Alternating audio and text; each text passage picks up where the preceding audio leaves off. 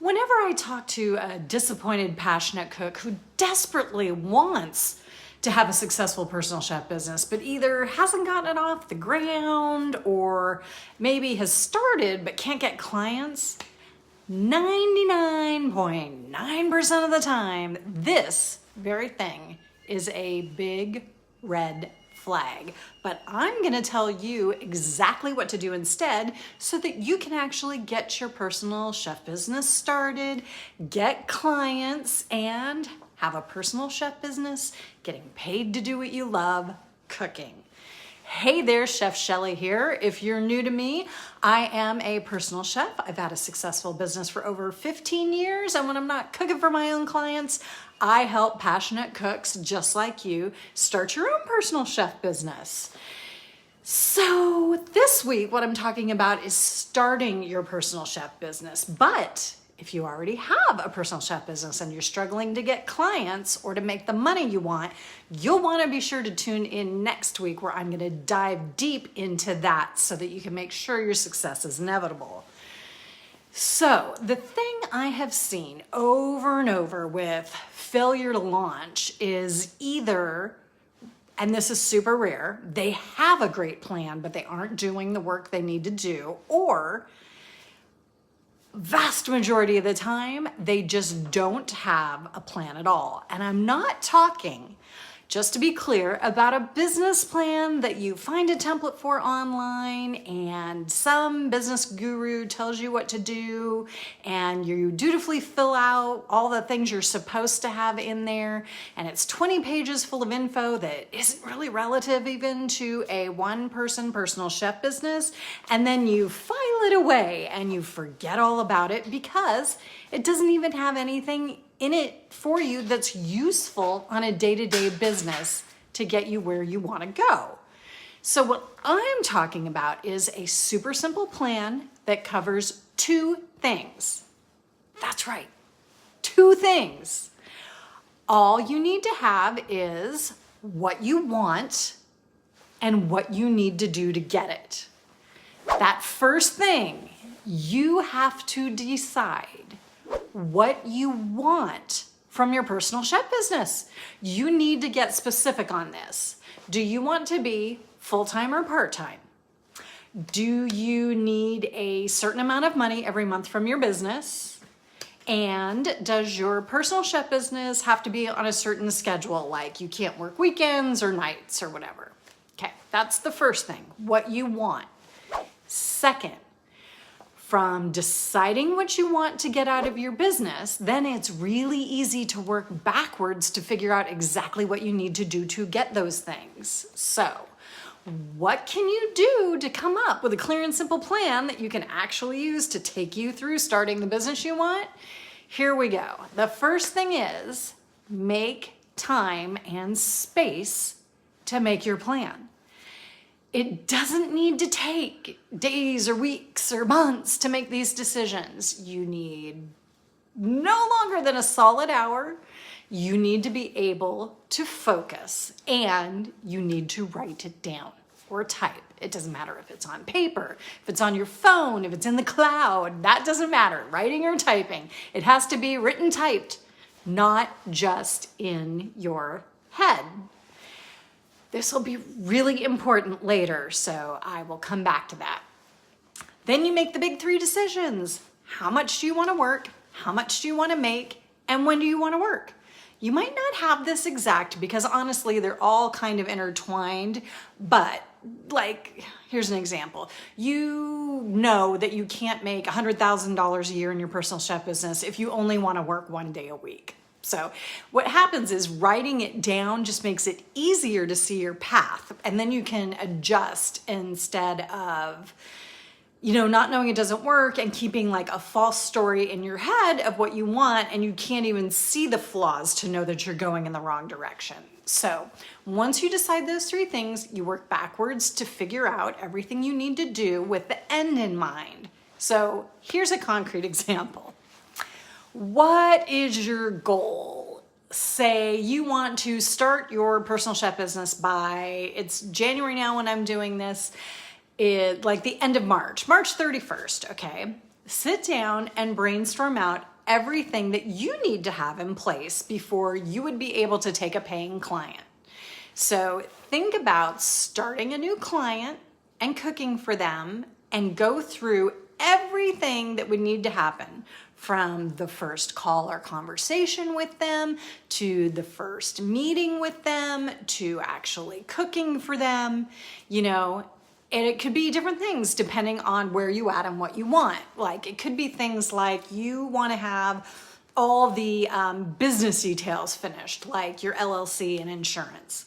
Or maybe it could be just knowing your services and knowing your pricing so that you can talk about them, and then create the food questionnaire, the sample menus, the invoice, and the paperwork type stuff, right? Maybe that's enough for you to feel like you are ready to take a paying client.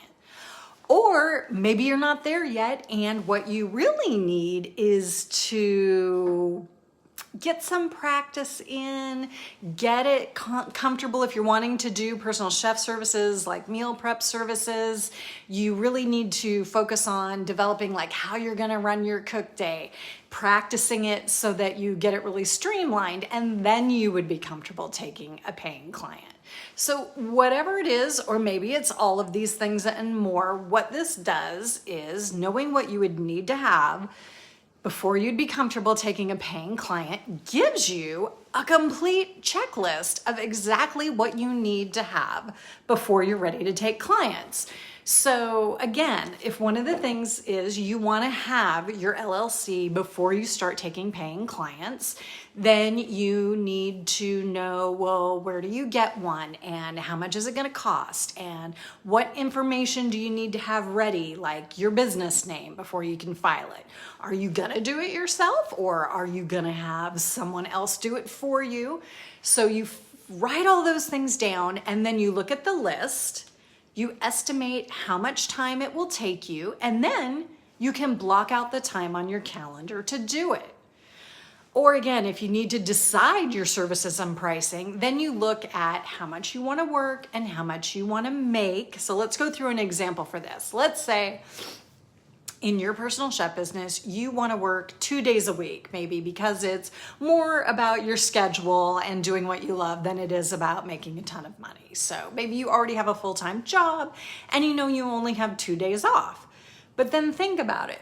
Do you really want to work your side hustle personal chef business on every off day that you have? Maybe once you see that in your plan, then you realize that you only want to work 1 day on it.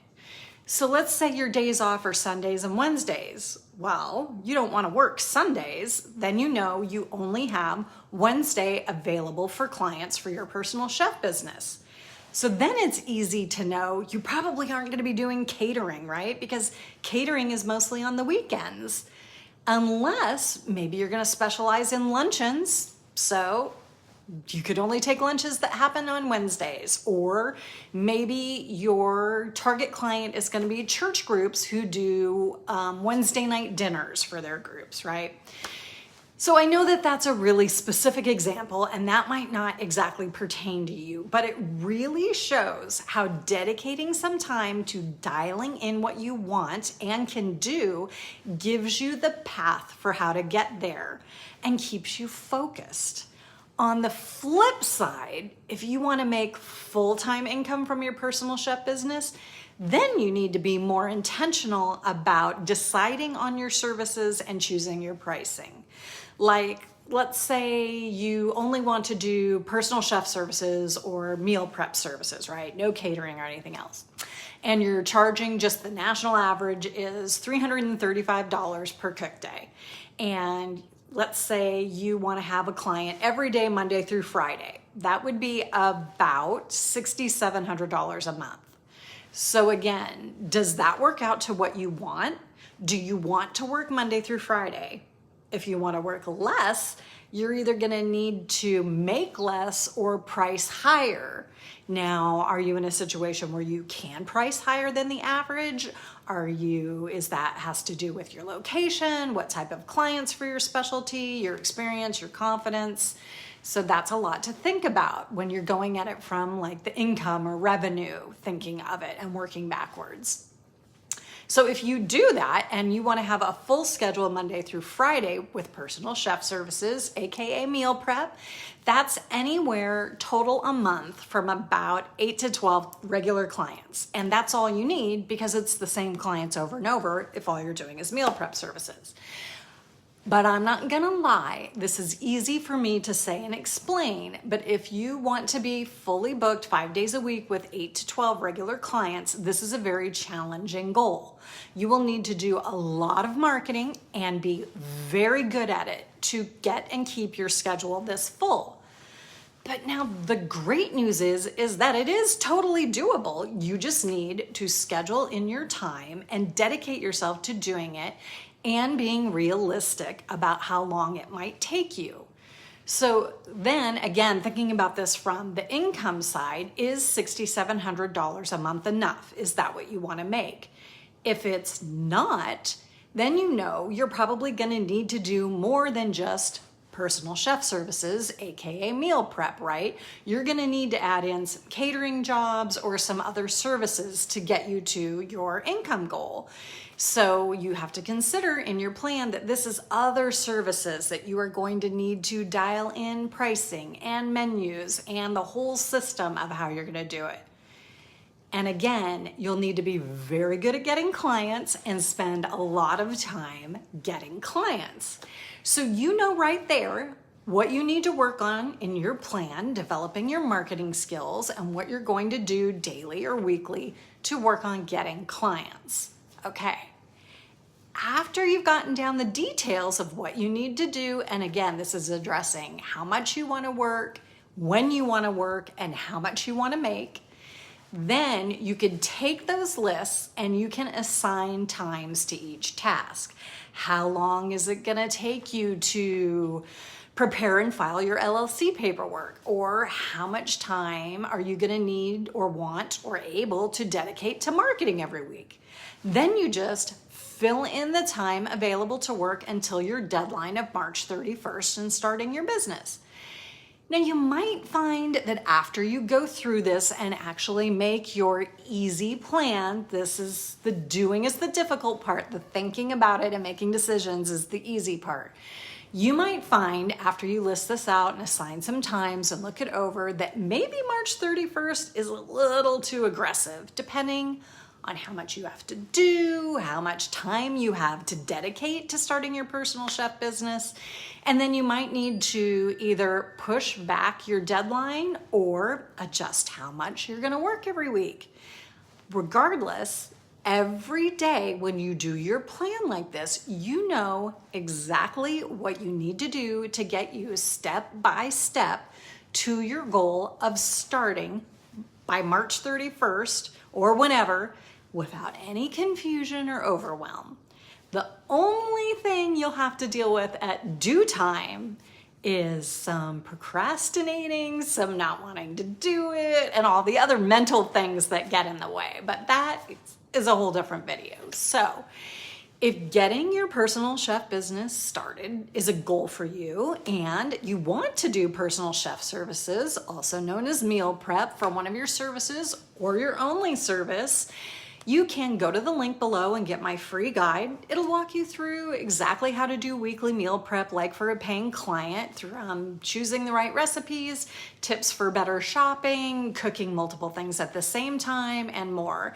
And it's practicing this that will be a part of getting one more thing done from your plan to keep you moving forward one step at a time to starting your personal chef business by your deadline.